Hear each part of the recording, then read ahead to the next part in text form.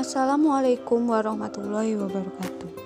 Hai semua, kembali lagi dengan saya Najwa Indra Pratiwi dari kelas 82 SMP Plus Erlangga. Jadi, di sini saya akan membahas materi tentang penguatan ekonomi maritim dan agrikultur di Indonesia.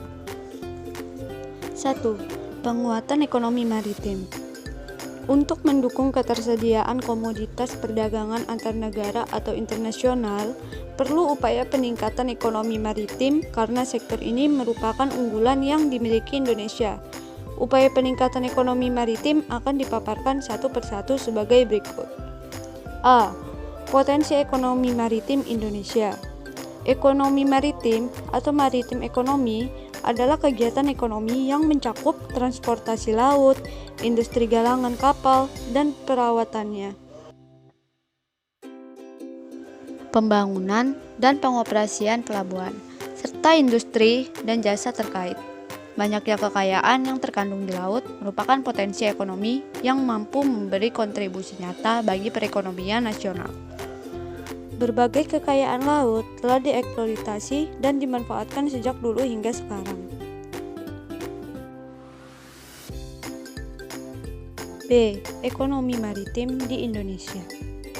Kondisi ekonomi maritim di Indonesia dilihat dari hal-hal berikut. 1. Sektor pelayaran. Industri pelayaran nasional saat ini belum begitu baik. Dari segi daya saing, bangsa muatan, armada kapal nasional masih rendah, serta industri galangan kapal yang hingga saat ini belum berkembang. 2. Sektor perikanan. Potensi sektor perikanan di Indonesia sangat besar dan sepantasnya menjadi negara industri perikanan terbesar di Asia. Namun, kontribusi sektor perikanan terhadap pendapatan nasional masih rendah. Pertambahan kawasan budidaya perikanan pun masih kurang. 3. Sektor pariwisata bahari.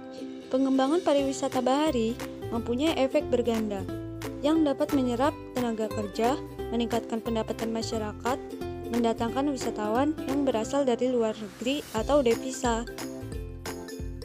C. Strategi dan kebijakan pengembangan ekonomi maritim Indonesia. Pengembangan ekonomi maritim perlu ditingkatkan mengingat besarnya potensi ekonomi maritim yang kita miliki dengan harapan dapat mendorong pertumbuhan ekonomi rakyat Indonesia.